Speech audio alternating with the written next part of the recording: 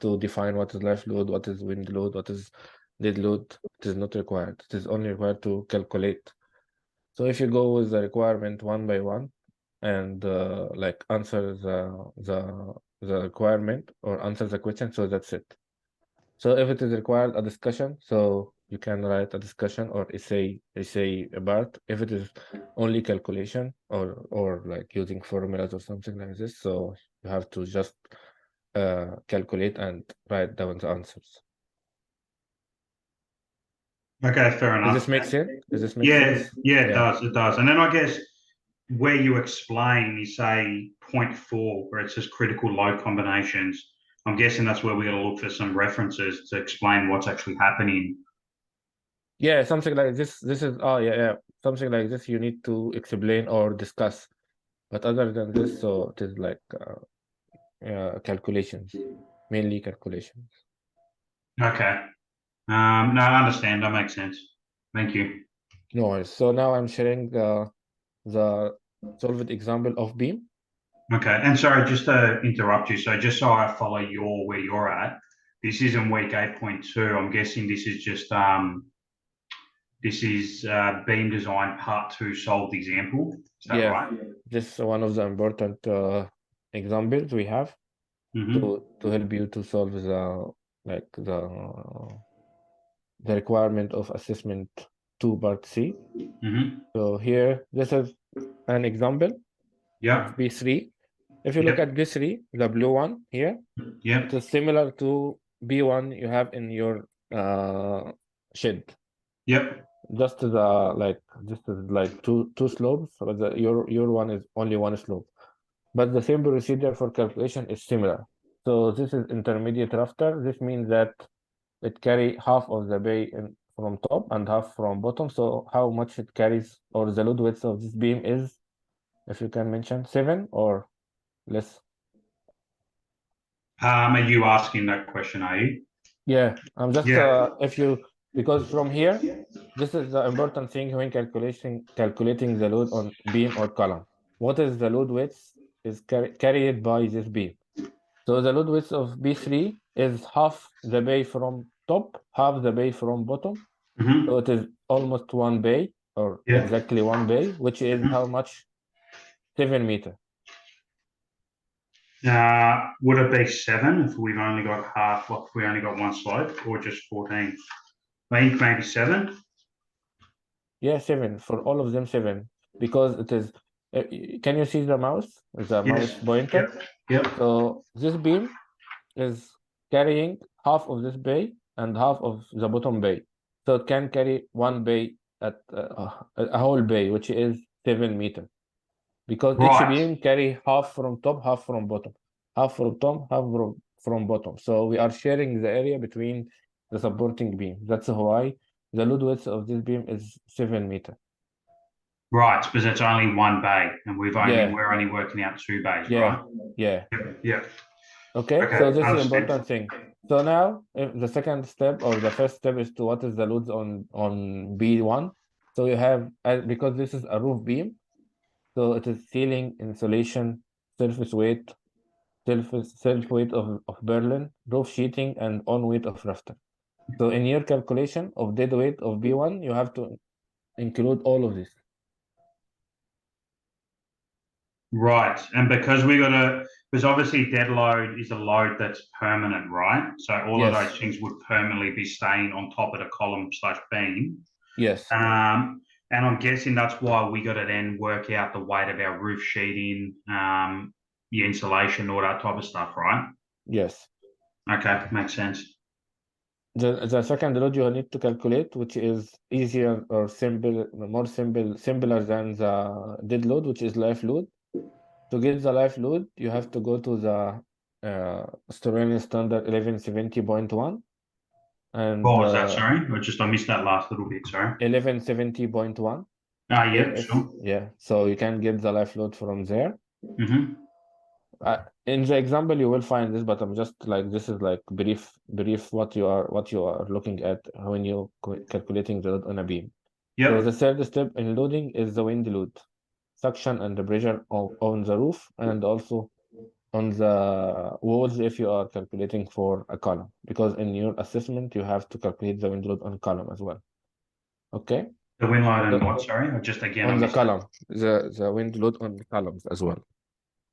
Okay. Because this example focus only on the beam, but in your assessment you need to calculate also for column. That's why I'm referring to column now here. Okay. Yep. Okay. Yep. Okay, so this is the first step. This is just like definition of loads, or what is the loads are. And here how to calculate the roof ceiling, the ceiling. So from this table, so have Portland cement plaster 13 millimeter thick. The load is 0.92. So you can follow same assumption from here, but you have to refer to that, maybe showing the table like here, or you can use other types like fibrous, plaster, whatever the used one is. So you have to refer to. And I'm guessing that table that you're on now, is that up to us to make a decision to what material we use? Yes, because you have here under ceiling, you have in this table 1, 2, 3, 4, 5, or under the fifth one we have also 3. So you have like seven types to select. So you can just assume, I assumed for ceiling line plaster 13 millimeter thick. So what is the load is? The load is 0.24 kilonewton per meter square. So this is what you have to indicate in your assignment. Okay, so that's obviously up to our discretion. So when you say then times that by the spacing, what are our centers for our ceiling? Like, is that up to us? Would that be like 300 centers, 450 centers? Like, you don't have to go to the detail. What you are calculating for this question, you are calculating the load on B1, right? So you don't. What is the meaning of assuming the spacing for ceiling? You don't need it. What you have to do is multiply this load, which is, let's say, 0.29 times the load width here. So this what will transfer from the ceiling to the beam. Okay, so then that would be 0.29, for example, us using that material that you mentioned. Times 7. So times 7, right? yes. So you get the load on the beam. And that's for the live load, right? No, that dead load. Dead load, okay. Ceiling under dead load. Again, ceiling under dead load. Ceiling, insulation, surface weight, self weight of Berlin, roof sheeting, on weight, all of these are under dead load. Okay, and are all those things that you just mentioned, Ahmed, are they all found in table 1170? Not all, but like, because the standard cannot give all the material, but for ceiling you get it from there. For insulation you can get it from there. Surface weight is like fixed number, which is 0.1 kilogram per meter. Self weight of Berlin from the capacity tables. Roof sheeting from also the brochure of the manufacturer. On weight of Rafter also from the capacity tables. And not all of them from the standard, but you can get them from tables or like design capacity tables, which everything you need will be found in this example. So if you can go step by step, what you have to do is just repeat the procedure here in your assignment. Right. So pretty much everything that's in that table, right, as we go down this example that we can all obviously see, it's pretty much whatever whatever the force unit area is times the spacing, which would always be the same. And then ultimately, I'm guessing we're going to add all of those together. Yes. The main thing you need to consider, or you need to keep in mind, the load on beam is kilonewton per meter. So yeah, so it's kilonewton per meter square times kilonewton. Kilonewton per meter. This is the final load we need to get on beam. So anything you will assume or you will get from table kilonewton per square meter, you need to multiply it by the load width. Yeah, so you got to go kilonewton per meter square times meter, so which gives be kilonewton per meter. And that's your final answer, right? So you get all your, and we got to list all those components and then add them together, and that will get us Yeah. Otherwise, because the unit is very important in this assignment, and there is a lot of weight on the units and the calculation. Because if you cannot get the units correctly, so this means that all the answer will be wrong. That's why the units is very important. Because you cannot like sum kilonewton times plus kilogram. If they are different units, you can't sum them together. Yeah. Okay, so this is for ceiling. So as I mentioned, the weight of ceiling on beam will be 0.29 times 7. What is 7? 7 is the load width. Yes, but that's the space in between the two beams, the beams. Yes, yeah. And obviously the unit weight is whatever this unit weight is, it's 0.29, whatever the example was. Yes. Yeah, okay. The next step is the unit weight of the insulation. So as I mentioned, you can find this also in the 1170.1 table A1. Yep. So again, you can select whatever the type which is suitable to a domestic shed, because as you know, this is like general table, so it can be used for any other use, not only the sheds, but you can select one of these.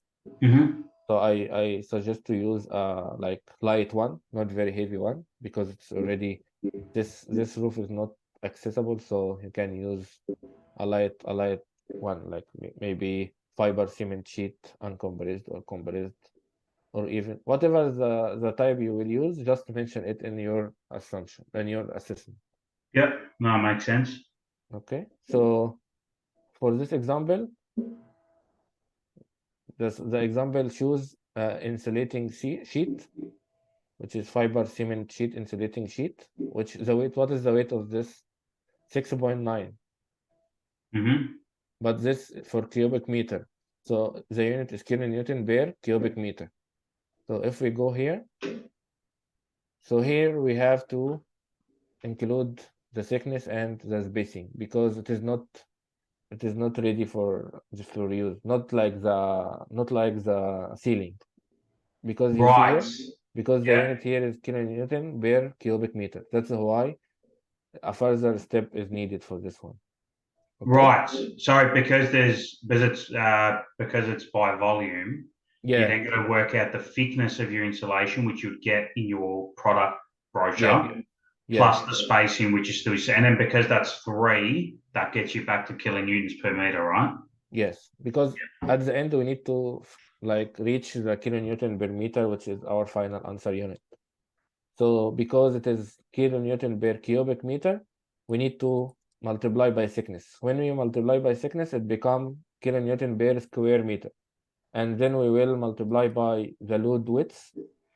We can change it to make it load width here. Yeah. Okay, so if you can replace, because just to match with other things we have done. Yeah. Can you still see my screen? Yes. Yep. Yep. Yeah. So I will just replace spacing with load width. Right.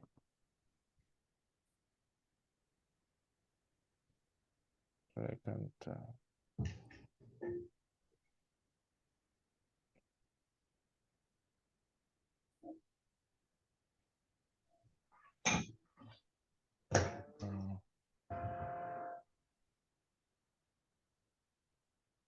Okay, can you get my point here? Here we go. Yeah, you're going to start writing now, so we can see. Oh, I can see what you're doing. I'm guessing probably everyone else can, maybe. Okay, just I can. Okay. Okay, so how much this one is? This is the 7 meter, as you can see. So still the load width of our beam. Okay.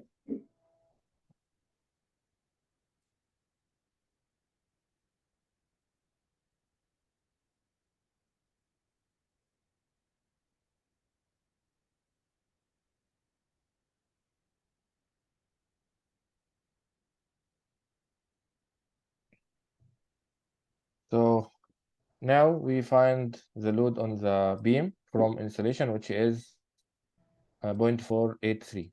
Okay? Are you still with me? Yep. Yeah. Okay. Anyway, what is the next step is fixed surfaces. So the fixed surfaces is taken as 0.1 kilonewton per square meter. And is that square meter of just that is that just the square meters of your that area that beam's gonna have to service, or is that the square meter of your whole roof? Yeah, any square meter means 1 by 1 meter. So it is for whole roof, not only for the area for the beam, because this is a general distribution of the load on the whole area. And do we have to factor in the pitch factor of our roof? That's what I want to ask if you understand this. So what we need to do to convert it to kilonewton per meter? We need to multiply by something. What is this something? Is this parameter? Is that the 9.81 meters per second squared? No. No, that's the kilogram one, sorry. Yeah. Here, what we have to do to convert from kilonewton meter to kilonewton, for this one here, for the ceiling, how we convert from kilonewton meter square to kilonewton meter? We multiply by the load width. Okay, so again, anything in kilonewton per square meter for beams, we need to multiply by the load width. Okay, so if we go back here to convert this to kilonewton per meter, we will need to multiply it by the load width, which is 7 meters. Okay. We have to do this, so mine says do not allow for services. Yeah, this is what I was intending to say. For the assignment details, if you go to the assignment details, you can neglect the surfaces. So for this one, I suggest you just not include it in your assignment, okay? Because this was for old version of the course, and now we can neglect it, okay? But if you use it, it doesn't affect the answer much. But yeah, if it is clear in the assignment details, so please ignore it, okay? Yeah, I don't think my word count will allow it, to be honest. Okay, you don't have to, because if it is mentioned in the assignment neglect, so you have to neglect it. But it's just because you are following the example, so you can neglect it in your assignment, okay? What is the next step is? The next step is the weight of Berlin. So as you know, we need to consider the number of Berlins used and then calculate the load for these Berlins. So what we have to do is just some definition of the Berlin. So what you have to do is to select or assume a Berlin size if it is not given in the assignment details. Is it given to you in the assignment details to use a specific Berlin? No, it's not given. Okay, so what you can do, just to simplify the work for you, is to follow what have been done here. So here, what is the size of the Berlin selected, Z or C? 200 to 24. So you can use similar Berlin. Okay. What is the on weight of this Berlin here? What you can see here. Here is the on weight in kilogram per meter. Okay. So this is the weight of the Berlin. But to calculate the weight of the Berlin here, as you can see, the weight of Berlin in kilogram per meter. To calculate the weight of Berlin on B1, you need to follow same steps here. What you have to do is to calculate how many Berlin, or what is the number of Berlin used in our shed. Have you done this? Yep, I've done that. I'm gone past that bit already. Okay, so what you have to do is we have to assume a number of Berlin similar to this, but here, because this frame has like two inclination or two slopes, so we are looking for 1/2 of it. But for your shed, or the shed in the assignment, you have to consider the whole length, like here. so the whole length, and whatever the whole length is, let's say it is 8 meter in your assignment. So you will assume similar to this, maybe we have 3 internal spacing and 2 external spacing. For the external spacing, it is taken as 0.75x because the wind speed or the wind pressure in these areas are bigger or larger than the wind pressure in the middle area. So you will have 2 times 0.75x plus 3 times x. So the total number of Berlin spacing are 4.5x. So x, or the internal spacing, is the span of the beam divided by 4.5, and you get the Berlin spacing as 1.78. So the external spacing will be 0.75 times the value we got as 1.75, which is 1.33 meter. Okay? Is that clear? Yeah, I've done that, and I changed it to make sure that the X was in the range of 1.25 to 2 meters.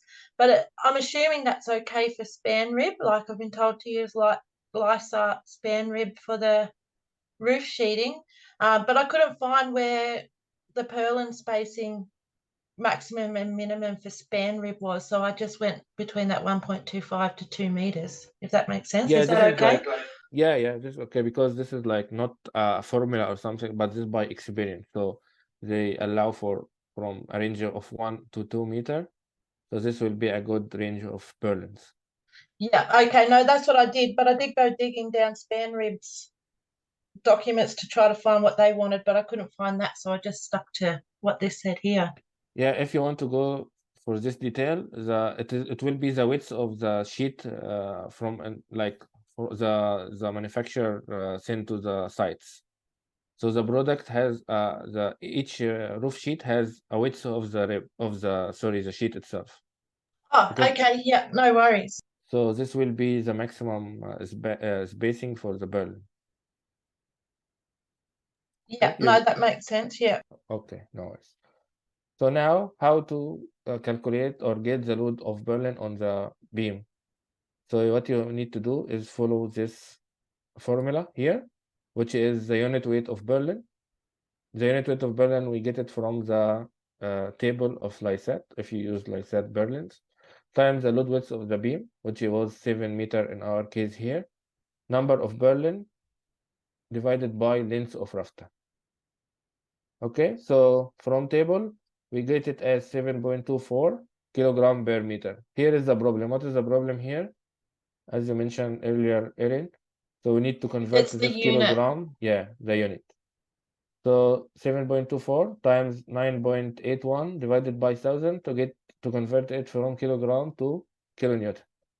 And then times the spacing, which is 7 meter, times number of Berlin. How many Berlins we have here? If you look at this figure, we have 1, 2, 3, 4 in the middle and 2 on the edge. So the total number of Berlin are 6, and the span of the beam is 8.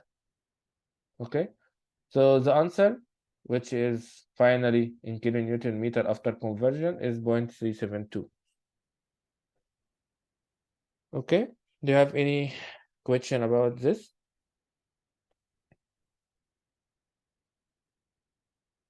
No? No, it does make sense. Thank you. No worries. And also, I want to advise you to be mindful with the numbers or with the results, because you are like doing almost similar spans and similar loads. So the final loads or the final answer should be also close to what you have seen in this example. Okay, so if you find the number are very far from here, like 0.0003, something like this, or 10,000 kilometers, so this means that you have done something wrong in the calculation. Should we keep it in like how many? Should we round them to 2 decimal points or anything, or it doesn't really say what we should do for it? Because this is like not AI marker, so whatever you did will be acceptable. But I mean, because when you round up too much, this will affect the final result too much as well. But if you keep it like at least 2 decimal or 3 decimal places, it will be better. Yeah, no worries at all. Thank you. No worries. Now, Ahmed, that makes sense. So I'm guessing what you've just explained would be relevant also for the dead load on B2. Dead load in week 2? So this is for the dead beam load. 2? Yeah. No. I will explain also the dead load for beam 2 because also there's a confusion. There is some confusion at this point as well. But can you tell me what is the difference between beam 1 and beam 2? So dead load on beam B1 is for the rafter, and then dead load on beam B2, there's no rafter. No, not like that. I will explain. And if you look at your shed, what is the difference between location of B1 and B2? B1 is a roof beam. B2 is a floor beam. This is the main difference between B1 and B2 in the assignment. Yeah, so we have to calculate as general storage area as well. Yeah, because B1 will be considered similar to this example here. That's why I start with this example. This example is a roof beam. But you cannot do the same for B2 because B2 is a floor beam. So as you said, Erin, it should be like storage area or something like that. So when you say floor beam, is that what you said? Yes. Is that then meaning that would be between like your ceiling and your roof? Yeah, it is the mezzanine floor. Mezzanine floor. Right. So it's like whatever would be above your ceiling, whatever you would store above your ceiling, in between your ceiling and roof, right? Yes. But Yeah. if we can keep it for the next example, so it will be better because I don't want to confuse you with the two examples at once. Right. Okay, so all these steps will be repeated in beam 1. So when you calculate beam 1 in your assignment, you have to repeat all of that. Yeah. Okay. And that gives us a dead load, and then we can move on to our live load, obviously. Yes. So now for roof sheeting, the next component of the load is the roof sheeting. What you have to do, I think it is given to you to select one because it is already span rep as you mentioned, right? So you have to follow the requirement of the assignment. So if it is span rep, you have to use span rep. Otherwise, you can select whatever the sheet you want. Okay. Like for example, this example, what is the type selected here? Selected the custom blue ORB. So what you need from here is weight or the mass. How much is the mass of this type of roof sheeting? 6.1 kilogram per square meter. Okay. And if you go to the next step, this load is given in kilogram per square meter. What you need to do again here? I'm just trying to repeat to remind you what you need to do. So first of all, the unit is kilogram per square meter. So to convert it to kilonewton, what you need to do? Multiply by 9.81 and divide by 1,000. Okay. The next step is to convert from kilogram per square meter to kilonewton per meter. So you need to multiply by the load width, which is 7 meters. So to calculate the load from roof sheeting, you need to multiply 6.1 times 9.81 over 10 over 1,000 to convert to kilonewton per square meter, and then times the load width. The load width here is 7 meters. So the final answer or the final dead load due to roof sheeting will be 0.42 kilonewton per meter. Okay. Does this make sense? Or do you have any question about this? No, that makes sense. Okay, so now the last step is the on weight of the rafter. So how we can get the on weight of the rafter? What do you think? because we didn't design it, so you need to assume the cross section of the rafter. So here, the example assumed using 360 UB 56.7.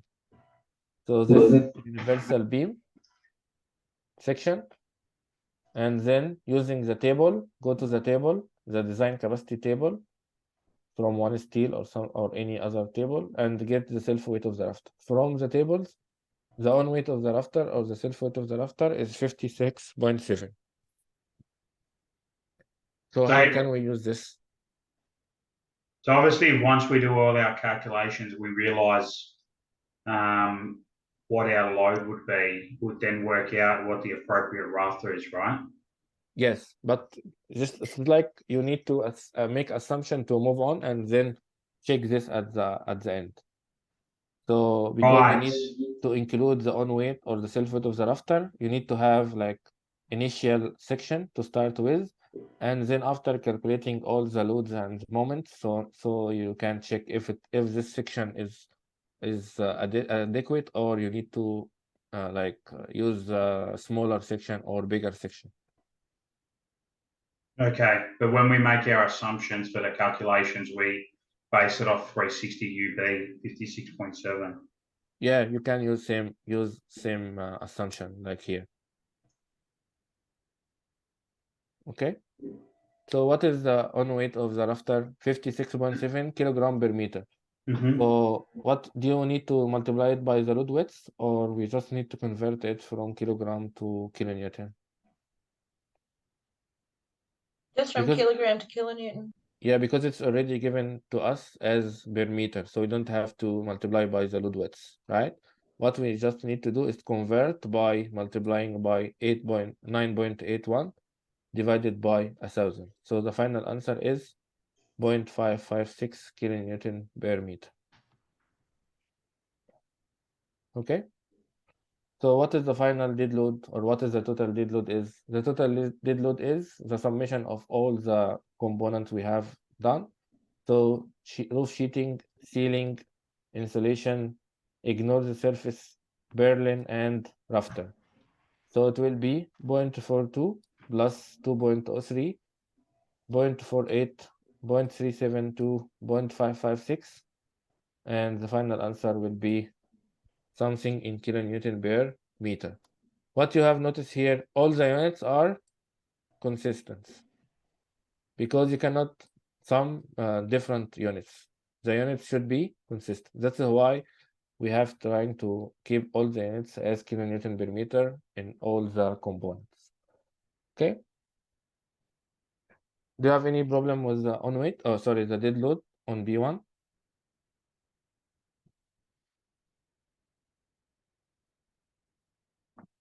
No? No, makes sense. Thank you. No worries. So what is the next step is? The next step is life load on B1 or the roof beam.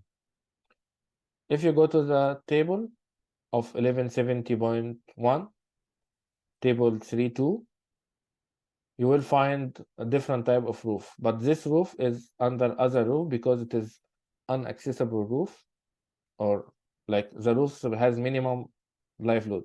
Because is the roofs are accessible or used for storage or something like this? No. So it is only for covering. That's why the life load is minimum. So if you go to the table, the formula for life load is 1.8 divided by A plus 0.12, and the result will be in kPa or kilopascal. And the standard give us a limit of 0.25 kPa. So you have to calculate from this formula and compare to 0.25. If it is more than 0.25, okay. If less than 0.25, you have to use it as 0.25. Okay. So if we apply here, Q will be 1.8 divided by A. What is A? Can you tell me what is A? That's the area of the... Yeah, this is the area. The area covered by or supported by the beam. So what is the area supported by B3? 16, it's wrong. Yeah, 16 times 7 multiplied by 7, right? Yep. Yeah. So this will be similar to your assignment. If we apply this to your assignment, can you tell me without numbers what will be it? 16 is the beam span. And what is 7 bay spacing? So in your calculation, Q will be 1.8 divided by beam span times bay spacing, whatever the beam span is and whatever the bay spacing is. Okay? Is that clear? So far, so good. Sorry, Nasser, can you repeat? No, so it's all good. All good? Okay, Thank you, Ahmed. Yeah, I've understood that. I don't know about the rest of the students, though, but Yeah, thank you. Okay, so 1.8 divided by 16 times 7, where is 16 is the span and 7 is the spacing. Okay, and this is the pink area or purple area here.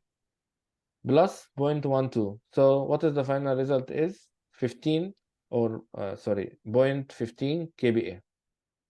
So 15 is 0.15 is less than 20.25. So what is Q? so we use 0.25. 0.25.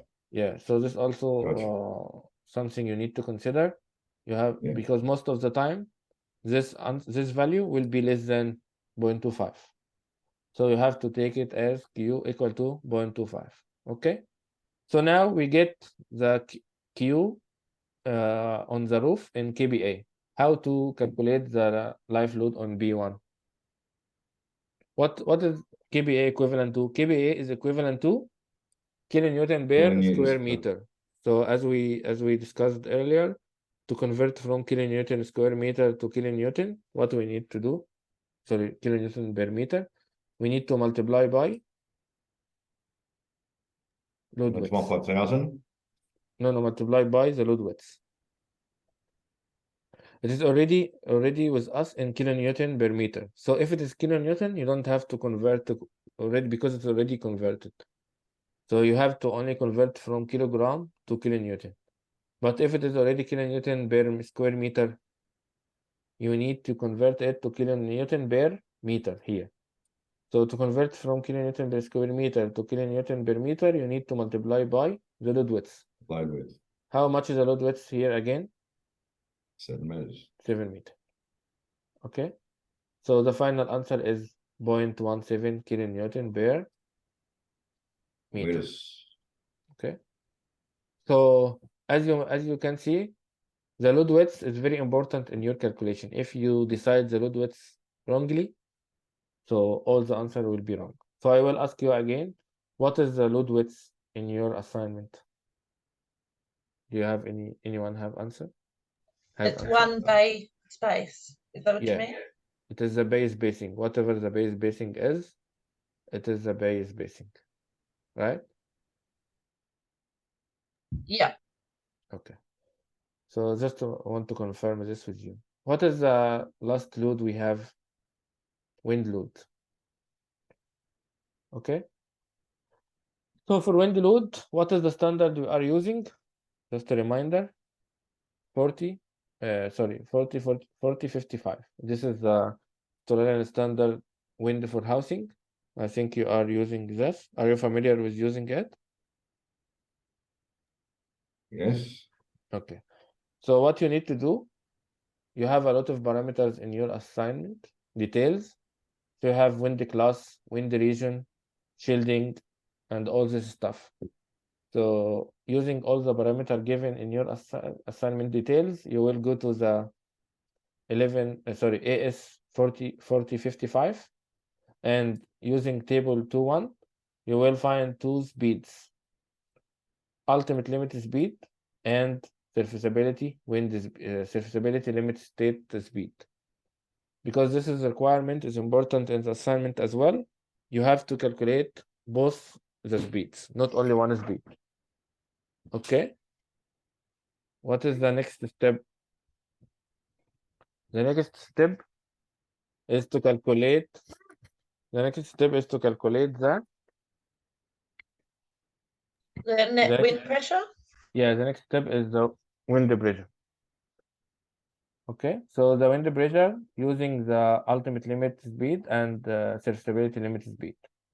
So how many times we need to calculate? I've done 8, so roof in, roof out, wall in, wall out for serviceability, and then again for ultimate. Yeah, that's right. So 8. And each part of the, or each component of the 8 will weight it in the mark. So I have to calculate all of them because it's required clearly in the assignment to calculate the ultimate and serviceability, wind pressures in and out for walls and roofs. So you have 4 for walls, 4 for roofs, in and out, ultimate in and out serviceability. Okay. So what you have to do here, ultimate limit state, Q ultimate equal to 0.5. This is the formula for wind. 0.5 times 1.2 times 34. This is the ultimate wind speed. And serviceability limit state Q 0.5, 1.2, 26 square. And the answer will be in BA. And if you want it in KBA, you need to divide it by 1,000. So if you divide by 1,000, it will be 0.69 and 0.41 KBA. And why we want to convert it to KBA? Because KBA is equivalent to kilonewton per squared meter. So kilonewton per square meter will be much easier to deal with when we are calculating the loads. Okay. So the next step is to go to the, we get the like pressures, the surface and ultimate pressure. So what the next step is to calculate using table 3 the coefficient, because we have coefficient for like inward and outward, or pressure and suction. As you know, if you have a surface of like wall or roof, you have wind pressure like doing pressure or into the roof, and also suction or out of the roof. So you have to calculate for both of them. So for example here, if we go to the table, and also you need to consider only the net pressure coefficient, because we have internal wind pressure, external wind pressure, and the net. So it is also in the assignment mentioned to calculate only for net pressure, right? So for net pressure, the coefficient are -1 and plus 63.63. Okay. This is just for this example. Okay. So what is -1 and what is plus 33? Which one is pressure? Which one is suction? If you have already gone through this before. Anyone has the answer? The negative is the suction. Yep. So the positive sign is the pressure or the inward, and the negative sign is for suction or outward. Okay. So what we will do is, for this example, what is 0.69? It is the ultimate pressure. So ultimate pressure times 0.63 and ultimate pressure times -1. This will be ultimate inward, ultimate outward. What else we need to calculate, as you mentioned, Erin? You need to use this value again, 0.41. So here you have to add 2 more values, which are for serviceability. 0.41 times plus 0.63 and 0.41 times -1. Okay? Is that correct? Or I missed something? Yeah, I think that's correct. Okay, thank you. So what is the next step is, after calculating the pressure? You have to calculate the wind loads on members of the intermediate frame. So ultimate only inward and outward. Yeah, in assignment only ultimate. So you have only how many values you will have? 2 or 4 or 6? 4. I can't really remember. I did this a while back. 4. 2 for column and 2 for beam. Okay. Because you have intermediate frame, not only intermediate beam. So here, what is this here? Because you are only looking for the beam, so it will be only 2 values for ultimate. So what we have to do is to find the wind load on a beam, multiply the wind pressure in kPa times the load width in meter. Is that okay? Why we multiply it by load width again? Because of the tributary area, like that it's supporting. Yes, because That's again, what I asked about. I wasn't sure about that because it didn't show it in the Yeah. video, but now I understand. Okay, that's good. So again, what is wind pressure is a pressure in kilonewton per square meter. To convert it to a line load or a load on beam, you need to multiply it by load width. What is the load width from the start of this example for a B1 or B3 here? 7 meter. So what we have to do is just like multiplying these values here, 0.43, 0.69 times 7. 7 is the load width. Okay. So here, 3.01, 4.83, inward and outward. Inward means positive or negative, or means inward, like inward means into the beam.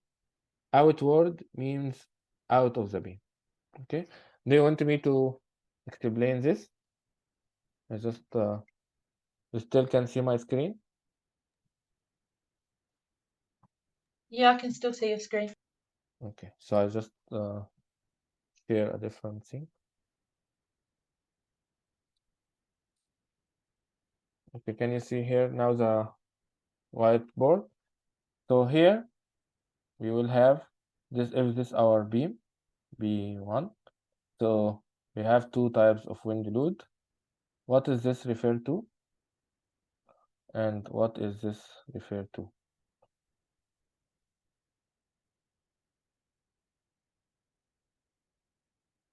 Just to remove this here. And one's inward, one's outward. Yeah. Pressure coming in and pressure coming up. Yeah, the top one is the inward. Yeah.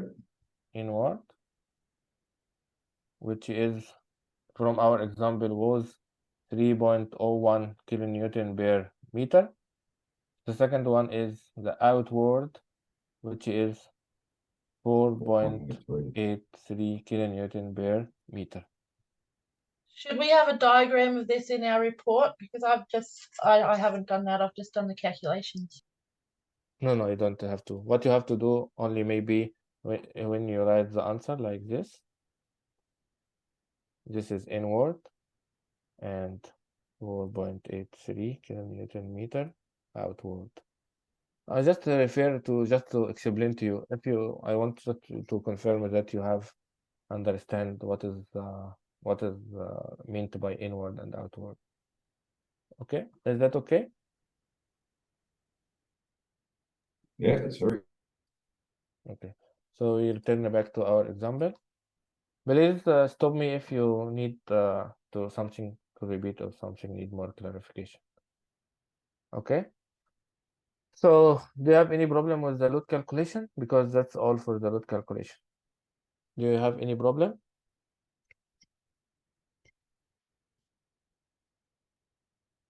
No? I just have something to explain to you before proceeding. What you think is the common mistake here in this in this calculation for wind load? The negative and positives, maybe? Yeah, also the load width. So and I'll just share my screen again, my whiteboard screen again, sorry. Okay, so again, to calculate the wind loads equal to wind pressure times load width. Okay, is this okay? So for beam, it will be the wind pressure on beam times the load width of beam.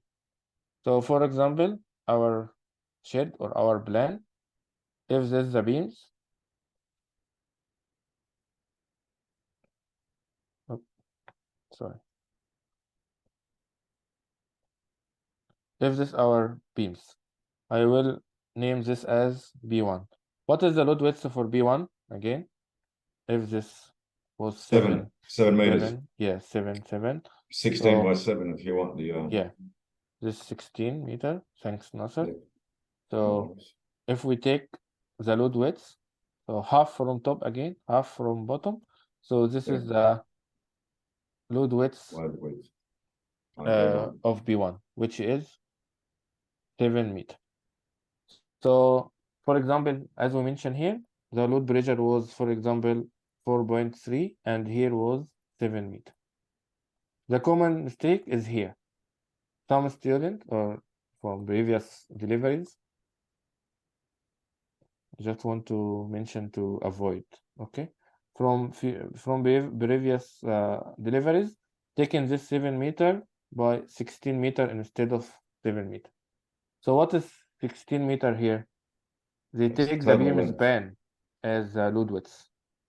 Is it correct? The beam span. Not correct. So the load width is not the beam span. Is that right? No, of course, it's different. Yeah, okay. So I just want to explain to avoid this in the future. Because what is not in the example? The wind load on column. Is it an example? Have you done this or not yet? No, we haven't done it. I don't think we were. So I will explain like quickly. If this our shed, in this is the one in your assignment. Okay, what is this dimension? If we 16. consider 16 meter, what is this dimension is? 7 can't remember what. 7 meter. 7. Okay. Yeah. If we have wind load in this direction here, so the wind load will be something in this direction, right? The wind pressures. Anyone have calculated the wind pressure on wall? Yeah, I've done it on the wall. Yeah. So wind pressure on wall will be some values. Let's say 0.5 kPa and 0.4 kPa, whatever the value is. Okay. Can you calculate the wind load on the column? This is the intermediate frame, right? Is that I just did it the same and then used the width of the one base spacing. Yeah, that's why I'm explaining, just to make sure that you all understand, because the common mistake is here as well. So here, the wind load in column. So wind load in column, can anyone mention what is the wind load on C1 or on the column, intermediate column? It will be the values of the wind pressure you got, 0.5 and negative 0.4 times the load width. What is the load width of the column? It's one base space as well. It's the same. Same. Yeah, that's it. So similar to B1, let's say C1 will carry same load width. It is the base basing, which is 7 meter. Because what happened in previous deliveries, they take the load width of the column as the column height. The column height is wrong. Column height is not involved in this calculation. Okay, because what we are doing is just trying to convert these green arrows to the area on this red column. Okay, so what is the formula? The wind load on column equal to the wind pressure on column times the load width of the column, which is similar to beam load width. This is the trick in this example. So the load width for beam similar to the load width of the internal column or intermediate column. Okay, all good? It's a great tip, thank you. No worries.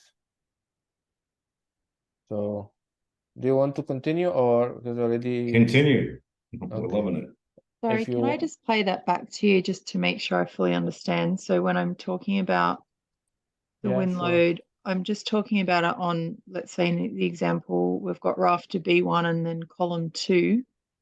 So I'm not trying to work out the wind load for the entire building or anything. I'm just doing it on those two items. So rafter B1 and column 2. Yes, that's it. Okay, only. cool. So what in steps, you have to calculate the surface wind pressure, ultimate wind pressure on the roof, surface wind pressure, ultimate wind pressure on the wall, and then the load on B1 will come from the wind pressure on like roof related to beam, right? Wall related to column. So to calculate the wind load on B1, you need to multiply the wind pressure on the on, like, if you still can see my screen, right? Yep. Yeah. Yeah, like here. If you want to calculate the wind load on B1, you need to calculate the wind pressure on roof times the load width of the beam. Yep. Okay? And Perfect. similarly, if we go to the column, we need to calculate the wind pressure on wall times the load width of the column. Here the trick is the load width of beam equal to the load width of the column, because they are both like same element or same frame. So they are repeated with similar spacing. No, that's great. Thank you. No worries, thank you. So that's it for the loads. The next step in the example is the load combination. Okay, so now the load combination. How we can get the load combination? How many load combination we have? 5 for beam 1. Why for B1 we have 5? Because B1 is a roof beam. So B1 has wind load and dead load and life load. Right? Yeah. So what we need to do is just from the previous steps, we have 1.35 G. So we get the dead load from the previous calculation and put it here. Okay. What is the next combination is 1.25 G plus 1.5 Q. So again, 1.5 times the dead load plus 1.5 times the life load. Okay. And please note that all the answers are in kilonewton per meter, because you are calculating load on beam. So all the loads in kilonewton per meter. Is that correct? Yep. Yeah. Okay. So here in 3 is similar to 2, except for this psi L, which is coefficient for long-term and short-term deflection. So if you go to the table from 1170.0, you will find the formula for combination and also the parameters needed. Okay, so all the time 3 will be less than 2, because you have here psi is like smalling or a reduction factor. So do you expect 3 will be more than 2? No. Okay, because they are similar, just we are reducing this one, but it sometimes for other special cases can be different. But for our course, all the time, this will be greater than this. What is the most important ones in our calculation for roof beam? Number 4 and number 5. Number 4 is 1.2 G plus W ultimate plus psi C Q. Here, this one is for wind inward. So which value will take, positive or negative? The positive one. Positive one. So this formula, number 4, all the time will give us a positive value, because all the loads are positive. So again, 1.2 times 4.56, the dead load, plus W ultimate. If you go back here, this inward 3.01. So we just put 3.01 plus psi C also 0. So we have the final value is 8.48 kilonewton per meter. In number 5, what is the difference between 5 and 4? 5 is for wind inward, 5 is for wind outward. So we have 0.9 G plus W ultimate. Which W ultimate? Negative or positive? Negative. Negative. Which was from our calculation 4.83. 3. So 0.9 times 4.56 minus 0.483. So the final value is negative 0.73. What does it mean by negative? Upward. What means by positive here? In like downward. So what do you expect from this loop combination in your calculation?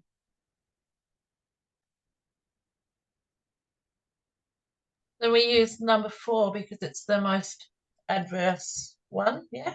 Yeah, we have to we select 2. Why we have to select 2? Because we have positive values and negative values. So what we will select the maximum in positive and the maximum in negative. Okay. So what we will be using number 4 and number 5. Number 4 is the adverse in downward, and number 5 is the adverse in upward. Is that to make sense? Yeah, that makes sense. Okay. Yep. So you have to select this too. This you mentioned before, Erin, that there is a requirement of, sorry, Joseph, that there is a question to discuss. What if we apply the critical load combination? So what are the critical load combination in this example? Number 4 and number 5. Okay. Yeah, number 4 and 5. Okay. Okay. So now the next step is to design the beam. How to design the beam? To design the beam is to find the maximum moment, and also I think it is required to draw the bending moment diagram and shear force diagram. Have you been able to do this? Have you done this or not yet? Me personally, no. I Yeah, have. me too. I haven't done it as yet either. Okay. So I just will share my screen again, the other screen. So using the critical load combination, just to quickly draw it. So we have number 4, which is ED equal to 8.48 kilonewton per meter. Number 5, ED equal to negative 0.73 kilonewton per meter. So what you need to do is, for example, this is the positive value. The load is downward, 8.48 kilonewton per meter. If the requirement asks it to draw the bending moment and shear force diagram, anyone can help me to draw it? For the bending moment diagram, what you expect? The maximum bending moment diagram will be in the middle here. There'll be a point in the middle. Yes. What is the value? WL squared by 8. It'll So be it will minus- be 4.8 times 16 Length. squared divided by Yeah. 8. By 8. Okay. Can you help me to find the shear? As you know, we can concentrate this to be 8.48 times 16 meter, which is the whole length, right? So the shear will be 2 triangles like this. Sorry. Was it WL on 2 or something like that? I can't remember. Yes. Yeah, that's it. So WL by 2, WL by 2, this is positive, this is negative. WL by 2, so it will be 8.48 times 16 over 2, right? So this is the shear force diagram, and this is the bending moment diagram. Is it easy? Yeah. Yeah. So with what you've just drawn, Ahmed, do we put that in our report as like a table, or not a table, like an image, or do we put it as an appendix base and we just refer to it? So I think that's part of what the question is. No, right? why you put it as an appendix? Because it is one of the requirements. So just to put it inside the text. In the text, okay. Because it is one of the requirement. If it is not a requirement and you want to put it as appendix, it's okay. But I think it is one of the requirement. Yeah, it is. Can we skip doing the reaction forces then? Because I've put the reaction forces in, but do I not need to do that? Yeah, because it is like just a straightforward and like one of the very famous cases. So you can just, if you put the two values correct, so that's it. Okay, thank you. No worries. Sorry, with So- the diagrams, can you hand draw them and then slip them in or something? Or do you have to, like, how do you? Yeah, Yeah, but okay. just with hand drawing, try to make it, maybe use a pen instead of, because pencil, as you know, when you scan, it sometimes come very, very bare. So Yeah, sure. if you can make sure that will be clear, that's it. Thank you. What is the other case is, the other case is the load upward. I think for this case, maybe you don't have to draw it, but if we want to draw it, can anyone help?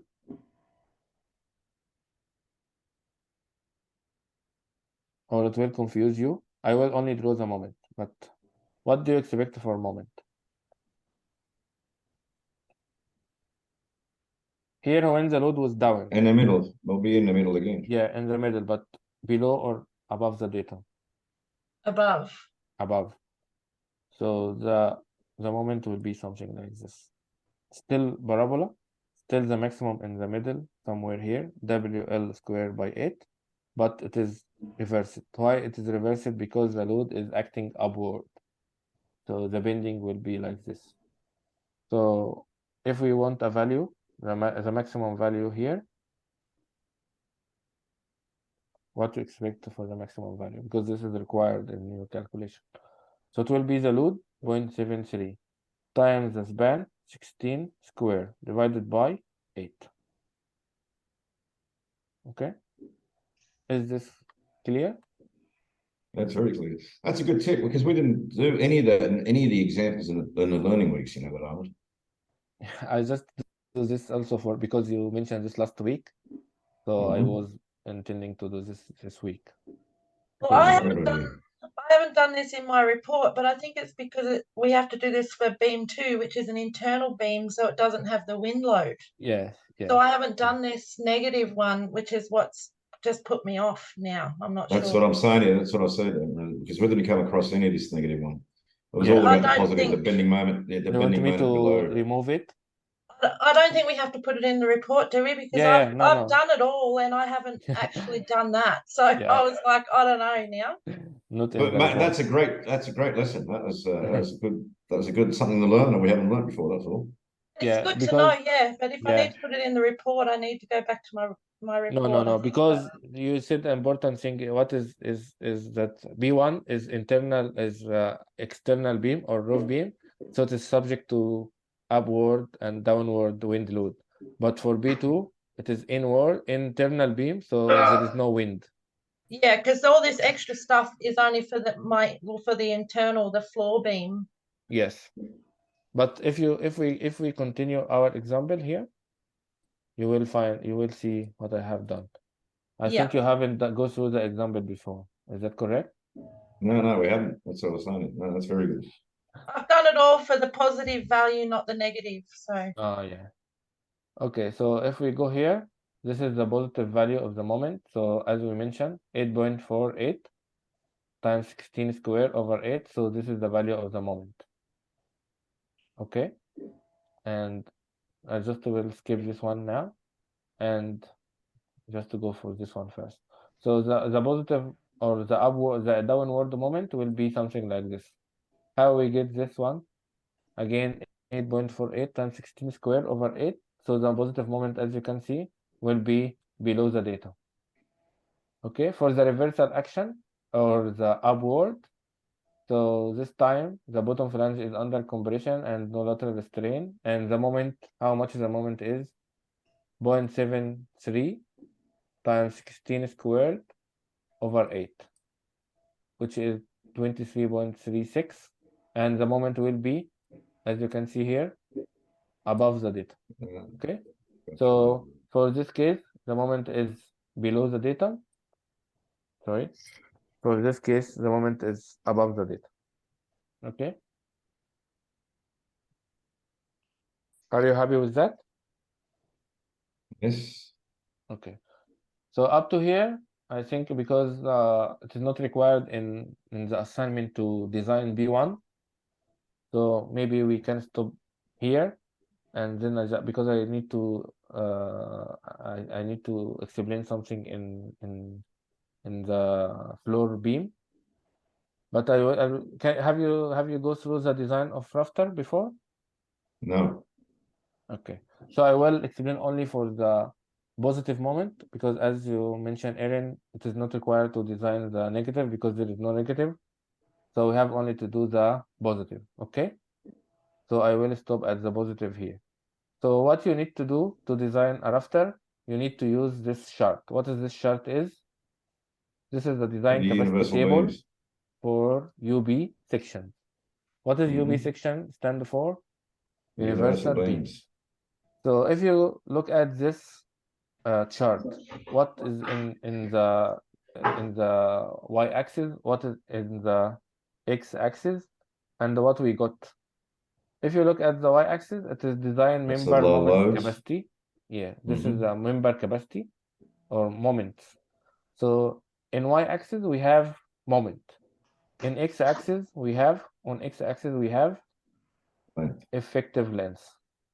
And what we will get from the chart or the table, we will get a section or a cross section. As you can see, there's several numbers or several cross sections. So what we need to do, we need to get a section or a cross section. So to get into this, we need to know two things. What is these two things? The moment capacity and the length. So what we have calculated in the previous step, the moment. How much the moment is? 271.36. So this will be on the left-hand side, so up there. the y-axis. So you have to draw a line, something like this. Okay, so this is what we are using from moment. What else? The effective length. What is the effective length? The length. It's The length of the beam. Unrestrained length or something. Yeah, unrestrained length. What is unrestrained length? Unrestrained length is the length that is subject to buckling or susceptible to buckling. Okay, so if we go just maybe on top here, so when the top of beam is under compression, so this is because buckling is related to compression or tension. Compression. Remember, under compression is subject to buckling. Buckles. Yeah, that's why we are looking at the top of the beam or the top flange. So the top flange is under buckling or under compression. So the unrestrained length for a roof beam is the distance between the purlins. Okay, because the purlins are supporting the top flange. But if there is no purlin, so it will be the whole span. Okay, is that clear?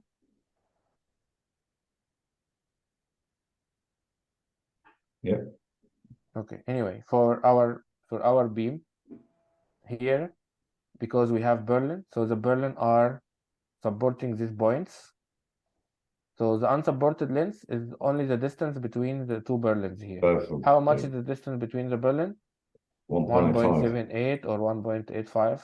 These are very, very, because the slope is very small, so it will not affect much.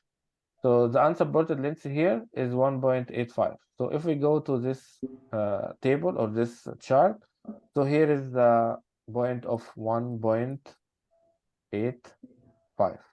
Is that correct? So we will go up with a line, straight line, vertically, until we intersect with our horizontal line. Where they intersect? At this point. This point is close to which chart or which curve? The Y. Yeah, this one. So if we consider, so it will be intersecting at this curve. So this curve is representing. Ahmed, can I ask something? Can that distance be below the zero? The unsupported. Sorry, can you say again? Can the unsupported length be zero? Yeah, can it be below zero? No, it can't be. It has to be something, doesn't it? So it has to be above the zero. Yeah. Otherwise, you are like putting beam. Nothing to care, because that's I think the minimum beam you can have is the 3210 or no, the 250 31.4 or something, isn't it? Or the 200. Yeah, if the moment is very small, something like here. So what is the first beam you can get? This one. Gotcha. Is the 150 UB14. That's the lowest beam you can have. Gotcha. Yeah. Okay. But I will delete this too, just to not confuse anyone. So we have intersect here. So what is the effective length in your case? For example, Erin, because you already have done the example. The space between the secondary beams for the flooring. Yes, because this is the difference between the assignment and the example here. This example, we are doing a roof beam. So the roof beam is supported by or restrained by the purlin. But for a floor beam, it is supported or restrained by the secondary beam. Columns. And there's no slope, so you don't need to do the cosine 15. Yeah, no cosine because it is already horizontal, so there is no slope. Okay. Not the columns, Nasser, because Okay. I can draw it Oh, again. so you're saying we'll do it. Sorry, I was on it. So this example now is referring to the floor beams? This example is for a roof beam. Oh, roof beam, gotcha. Okay. Yeah. Okay. But in the assignment, it is required to do for a floor beam. Okay, But gotcha. they are same concept. What is the top flange of the floor beam is supported by the secondary beam. Okay. Because what is the difference between secondary beam and the roof beam? Sorry, secondary beam and the purlin. The secondary beam is still supported by the rafter, but they are in same level. This is the difference. Okay. Anyway, I just tried to compare. Yes, sorry, yeah, no, I got that. Sorry, I was on mute. I didn't realize. No worries, it's okay. So, do you have any problem with selecting the beam? No, all good. So you have to get into this chart using two values: the moment on the beam here in kilonewton, Effective length, and the effective length of the beam, which is the distance between the secondary beam in your assignment. What is the? Make sure you use the correct table, because the first time I did it, I used the wrong Yeah. one. I used the axial one, but this one's the moment capacity one. Make sure you check that on the side, just a hint. Yeah, this is a good hint. Make sure that you are using the correct table because you are looking at moment, because we are designing a beam. So beam is designed based on moment and effective length. When we go to the column design, you will use the axial load with the effective length or buckling length. Okay. And also, please note that for beams, you are using UB section. For columns, you are using UC section. Because in this design tables, if you go to the, because I think the one you are provided on the learning website, maybe only focused on few examples. But if you download one from the web, so sometimes you use UB for columns, sometimes you use UC for beams. So you will find capacity table for U beam axial and U beam moment. Also for UC, you will find moment and axial capacity. Okay. Anyway, this is a good hint from you, Erin, to use the correct tables and make sure you are using it correctly. Okay. What is the next step after getting the section? The next step is to check. We already checked the moment and the capacity, so we get the beam is safe. But we have another point very important, which is check of serviceability. It is also one of the important requirement. What is serviceability? That's what it can hold more safely at a normal use or something like that. Yeah, because as you know, we have two types of criteria when designing. The strength, which is making like the structure safe or will collapse or will be unsafe. The other is serviceability, which is the deflection and deformation check. So maybe the structure is still safe, but when you look at the roof or at the roof, up front you see it's very, very saggy or something like this, so you feel unsafe. It's something like for like normal life or under normal loads. So even it is safe and it will not collapse, but you will feel unsafe because you see it very saggy, something like this. So we need to make sure that also the beam is safe for serviceability. So in this example, this is a roof beam. So you need to calculate the load combination for serviceability. What is the load combination for serviceability from this table is As dead load and what's yeah, that single? I don't know, but that's G, fine and live load. yeah, G plus psi L Q. Yeah, Q, So, which is both, yeah.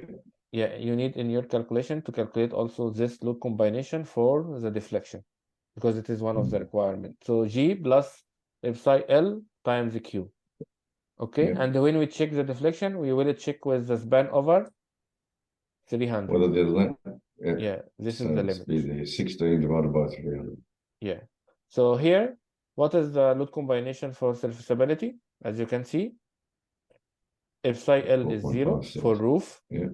So the final combination is 4.56. So the next step is to use the formula for deflection because it's also one of the confused parts. So you need to calculate the maximum deflection. What is the maximum deflection equation for beams with distributed load? Yeah, 5W L to the power 4 over 384 times e to the power of 10 times the power of 5. I think you use this formula in the I got to admit, but this equation here, my calculator, it never gives me the right answer. So I went from multiplying to dividing, and when I divided all those numbers, I got the right answer. Okay, I can explain this step by step to you. I remember this in structures one, Nata. Yeah, and I agree with you as well. I came up, but I'll tell you, when I multiply it in my calculator, like I've got the Cassia scientific calculator, and every time I use the multiplications, it never gives me the right answer. So I've done it using the divide, and it always gave me the right answer, which is so my advice is to do it step by step. Like we can do the top part first, bottom part, and then divide it in a next step. This is what I am doing in exams or something before when I was doing exams. Okay, gotcha. Yeah, because you cannot depend on your calculator as well. So you might miss something or might did something wrong because it is a very long formula or very long calculation. So you can do it like 5 times 4.6 times 16,000, put it on top here, then 384 times 2 point something and put it here, and then you can do the divide in a separate step. This is what I am doing to get the correct answer. Yeah, it's also confusing that MM4, that doesn't become part of the calculation. And when you first look at this equation, that sort of tends to throw you off a bit. Yep. So the only problem you can face here is maybe using wrong units, because if you use the wrong units, also you will find the answer very wrong. So for example, what this is E is a constant, which is 2.2 times 10 to the power 5. This is a constant.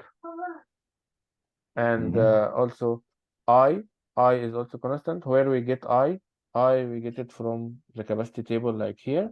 So using the section we got for 110 559.7. Yep. It's 216. So 216 times 10 to the power 6. This is I. Okay? Yeah. So this is what we need to get from table only. So I for the selected section and E.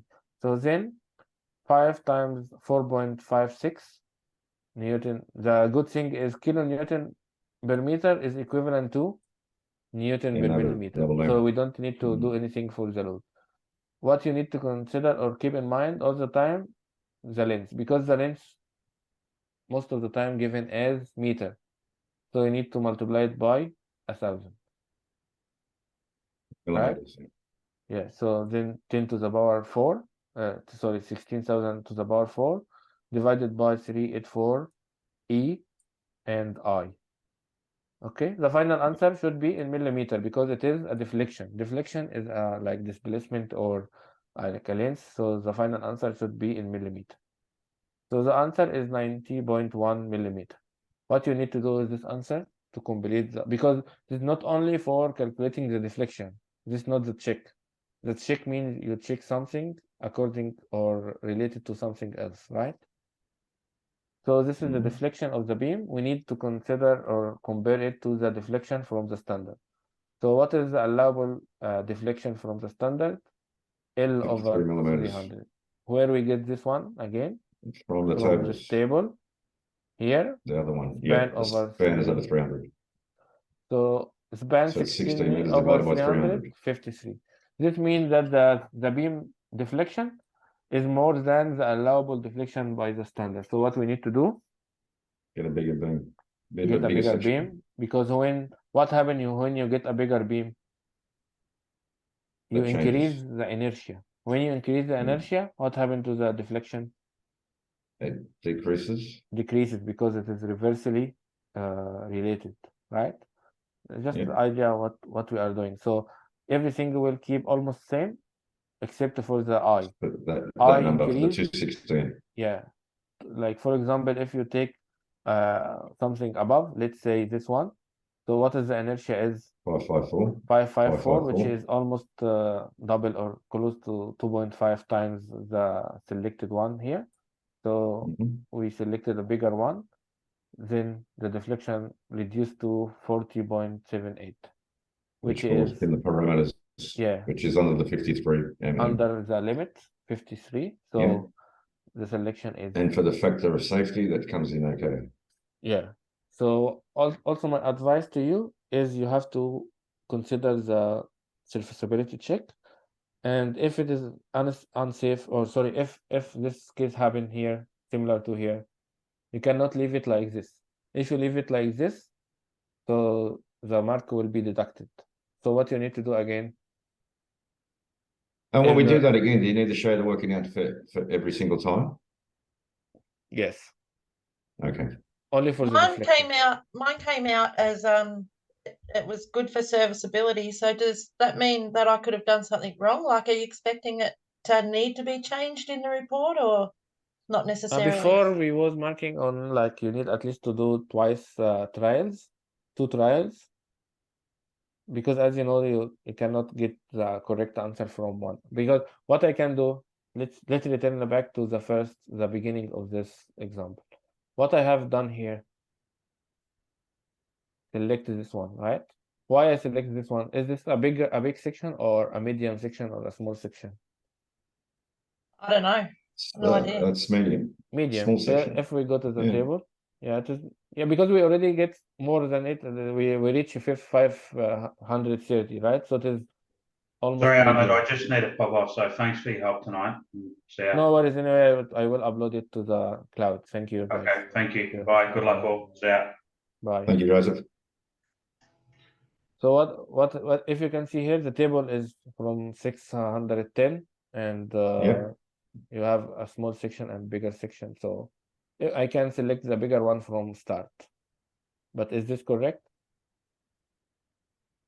No, because it probably cost you more money to get this one. Yeah, because so in terms of economic. We need to design safe and economical design. Economical, absolutely. Because for any load, you can select the biggest one and that's it, and everyone go home. But you need to select a close something cost twice as much money. Yeah, because more weight, more steel, so more money. That's why we are designing. So what I can suggest is, if it is very far, like let's say for this example, what is the final answer is 530, right?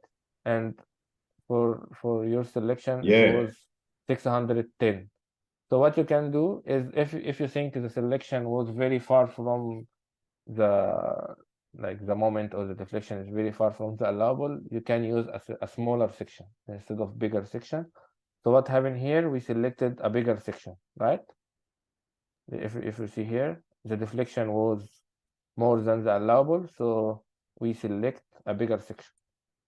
In your assignment, if you select a bigger selection as the first step, what you can do in the next step or the second step is go to a smaller one and then show that working. Yeah, that's it. But you don't have to go in detail, repeat everything again, but at least you can maybe check the deflection. But at least try to show that you have already done twice, or like two trials of selection. Yeah, okay, no worries. Okay, all good? So, sorry, I missed out on the first half of this Zoom. So what you've explained tonight is the chronological order for the assessment to take place, yeah? Yeah, I gone the through report. all the So examples all the from steps that are start. required. So you went from the start, so where we should start to where we're finishing now, basically, yeah? Yes. Excellent. So okay, so I went through the solve. Okay, so that was week 9, I think, part 3. Week 8, part 2. Week 8, part 2. Okay, beautiful. Yeah. Okay. Yeah, too easy. But in our assessment, in the report, it starts with wind loads. It starts with reaction forces, then goes to wind loads second. Can you say again, Nasser, please? I said for the report for our final assessment, it starts with the reaction forces, then goes straight to wind loads. Then it goes into the design of the rafter afterwards, and then the beams and everything else. No, there is no reaction. You mean dead load and live load. I think yeah, similar to this. Okay, I can confirm that the design of B1, the load on B1, will be similar to what happened in this example. Yeah. The load, okay, I've got that. Yeah. So if you go step by step with this example, so you can get all the loads correctly on B1. Excellent. Because B1 still roof beam, B1 still has under wind load, uplift and pressure, and same load combination. So the only thing that it is not required to design B1 in the assignment. This is the only difference. Okay. So that's it for the beams. I think we covered mostly of what happened on the beam. I just maybe don't have enough time, but I will just quickly. The next example I want to suggest to you is column design part 3. So I will close the share.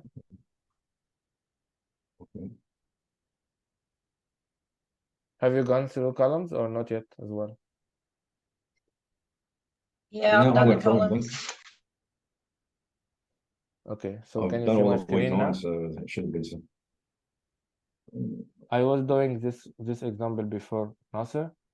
So beam design part 2. Okay. Okay, yeah. The next example I can recommend to go through is under column 9.1 column example. Solved example 3. Part 3 solved example. Okay, so I will share it now.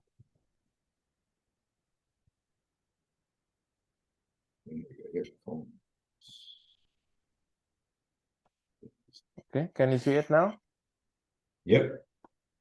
Okay, the important thing here I want to show you is not because if you follow also the design of column here, step by step, you will be able to design column C1 in your assignment, okay?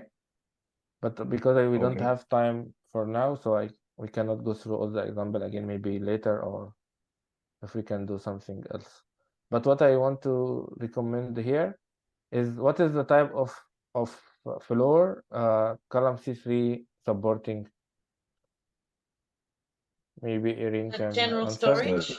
Yeah, which is similar to the floor for B2 in your assignment, right? Yep. Yeah, so because there is not much information about the floor in the assignment. So what you can do is just to follow all the assumption for the mezzanine floor in your assignment. So because you will need to assume everything. So what you will do is assume for the floor, you will assume dead load, similar thing, A5, O5 steel grating, secondary beams, main beams, everything same. But here, you will not go same here, because also this was a common mistake before. When we refer to the column example, so they go straight away to follow the same thing for beam. This not for beam, this example for column. But what you can do is just assume the loads from here and then continue similar to from the beam, what we have done in the beam example. So for example, for the floor grating, the mass is 51.5 kilogram per meter square. What you can do? So that's already answered for us, that one, for the flooring. But that's just one of the, isn't it the Lysart? This one? This not Lysart. There is another company. That's first time fabrication, I think it's called. It's on the forum. Okay. Yeah, there is. I think John has upload or post a link to one of the brochures of this material. If you want it, I can share with you by email or something as well. Yeah, I'd appreciate that. So I want to say once again, just follow the mezzanine floor example. And instead of using the column calculations, use both for beam and for the column, use the beam calculations, is what you're saying, Ahmed. Yeah, for the column, it will be same. Yeah, because nothing different for column. But I mean, because you need to design B2. B2, for example, will be, let's say, this beam here. Okay? Yeah. Can you see with the mouse? Yes, I can see it. Yeah. Okay. So, for example, if you want to calculate the dead load, so I can quickly show you something. Sorry, guys, I take longer than expected, but it's beautiful. Trust me, we're enjoying every minute of this. Thank you. We didn't have enough of this. To be honest with you, in our Zoom meetings, I'll be the first to admit it. I showed up to a couple of them, and they were very, very quick. But because I didn't probably do that week content, and you were there to help with it, and I was sort of like a week behind. And then, yeah, I think about this is great. Yeah, because they didn't go through it, so it will be good to do it, and hopefully you can understand what I have said.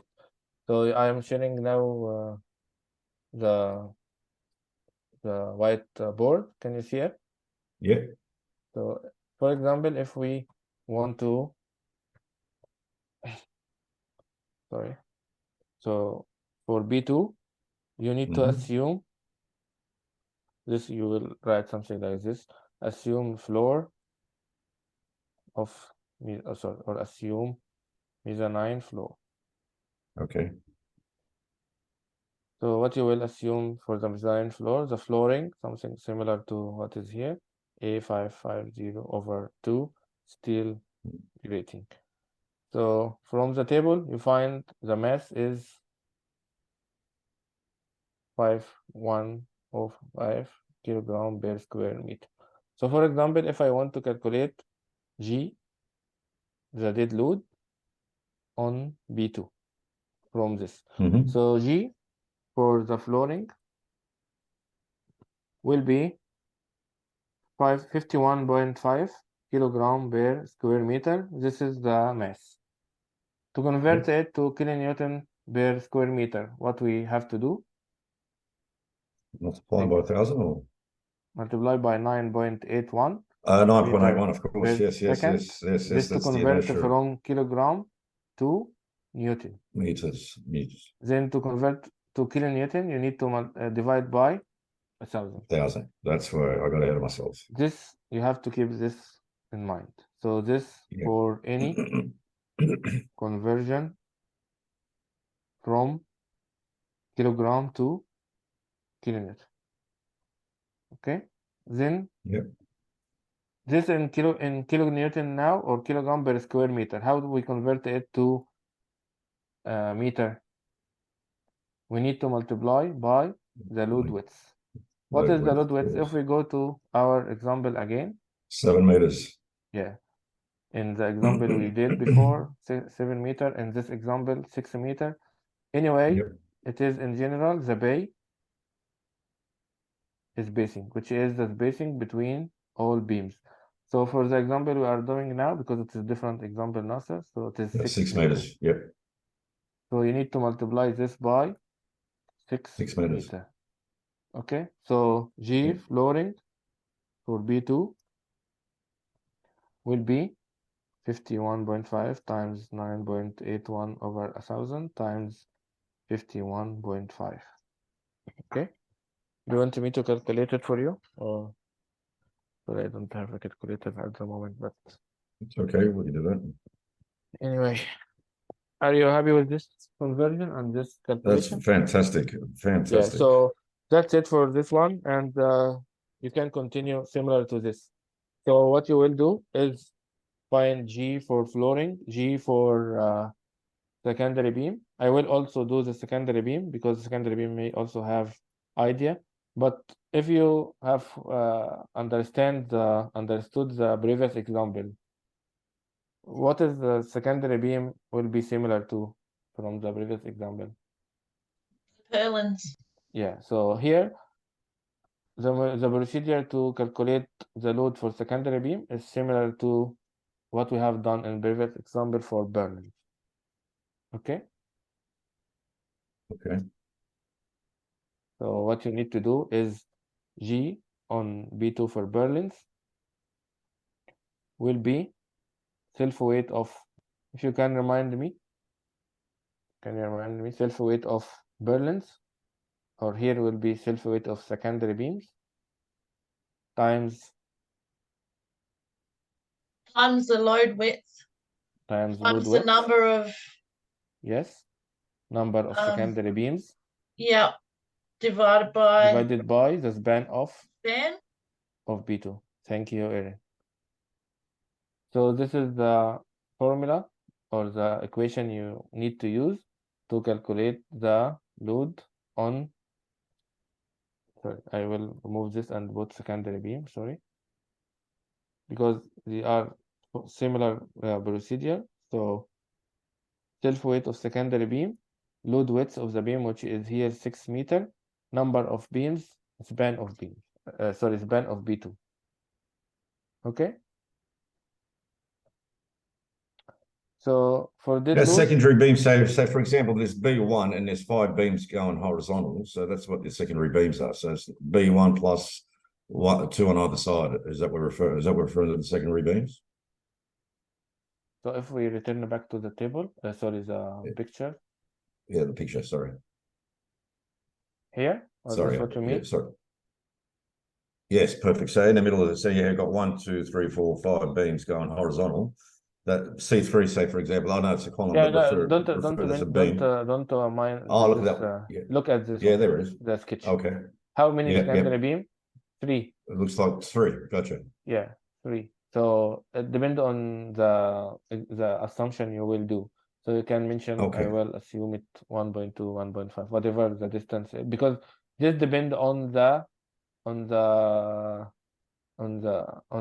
assumption you will do. So what you can do is assume whatever the number of secondary beam, and if you substitute in the formula, you will get the correct result.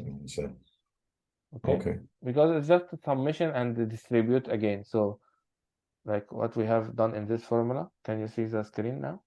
So we like summation all the on weight in this load width. So self weight times the number of secondary beams, this is the total loads in this load width, and then we distribute it again by divide it on the span. Over the span of the beam. Yeah, this is the idea, like summation of all the loads of the secondary beam and then distribute it again. Okay, I think this will be for G for on B2 will be G from flooring or the steel grating plus G from secondary beams plus G of the self weight of beam. I think that's it. No other things. So only 3 component. Also, the next step is the life load on B2. What is the life load on B2? If you can mention, Erin, because I think you. Because you have to use the Australian standard. Yes. General storage. That's a plant. So is it 3 or what is it? Is it 3 or for plant? Is it for plant rooms? I can't remember what they were.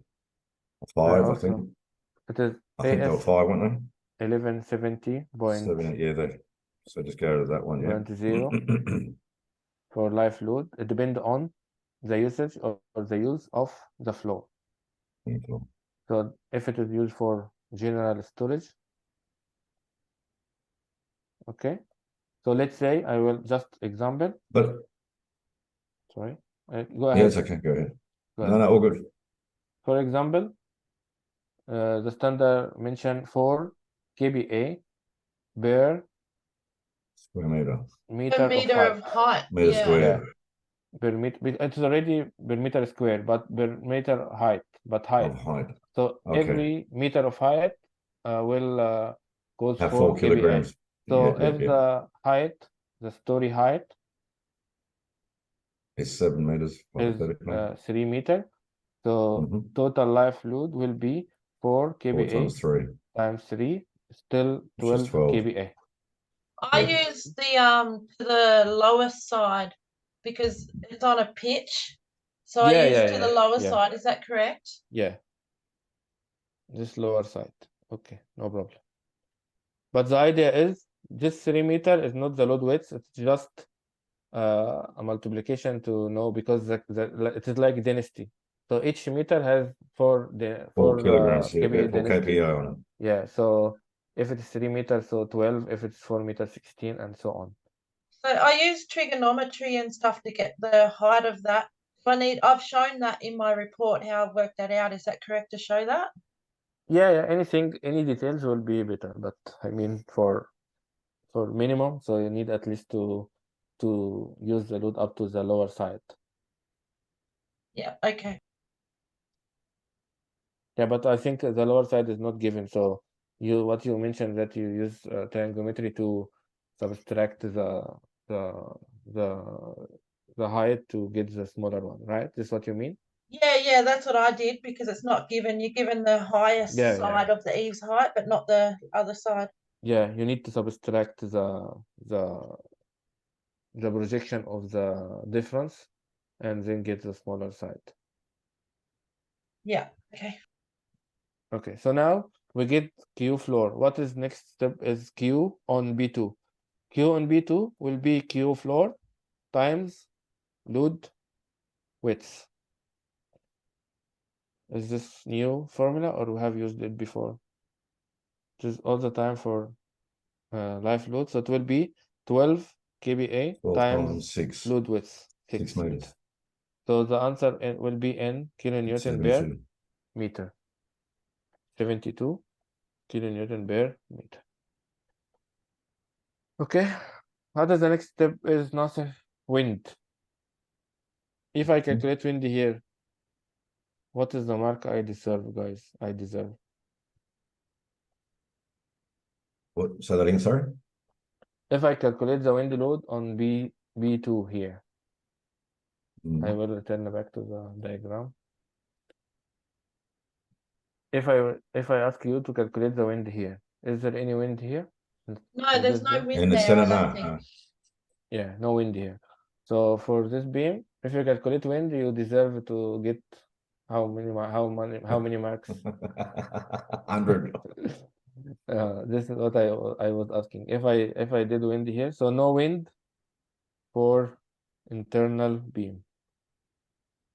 But I think it tells us that, doesn't ask us to find out that, does it though? No, it will not ask. But I mean, sometimes you students are doing the wind Crazy here, things. but yeah, but because there is no opening or no definition, no like details for any opening or any wind inside, so there is no wind on the floor beams. Okay, so for B2 you need only to calculate dead load and life load, and that's it. Yeah. Okay, and after you calculate the loads, what is the next step is, if you remember from the previous example? Combination loads, isn't it? Yeah, load combination, and then bending moment, and then design. The shear design. Yeah, go to the chart and get the required or the section. The desired cross section.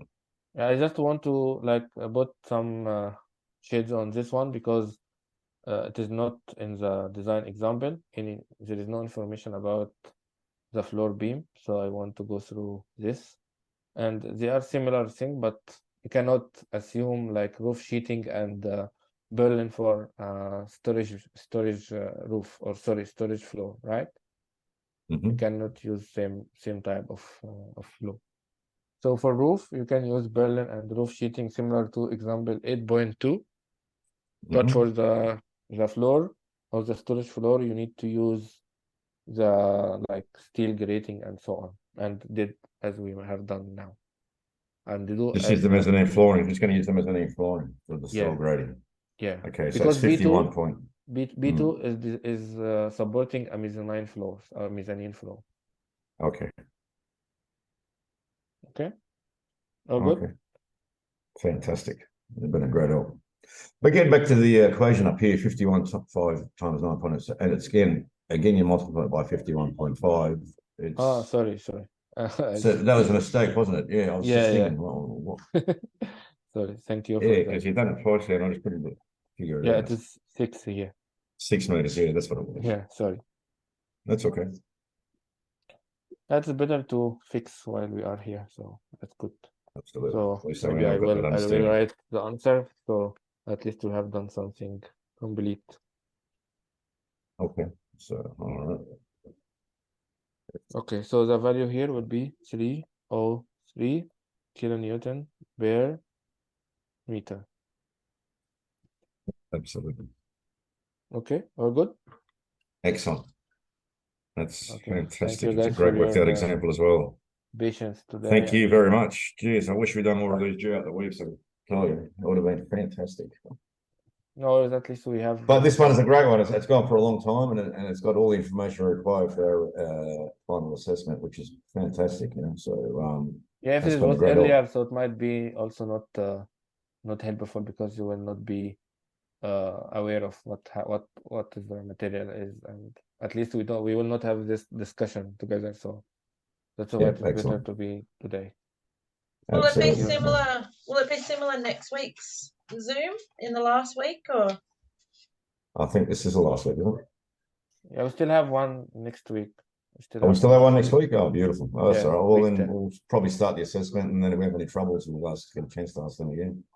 Yeah, and we have also all the week to ask the question on forum or on using the course email. So we are happy to help at any time. And Thank you very much. Do you have any other question today?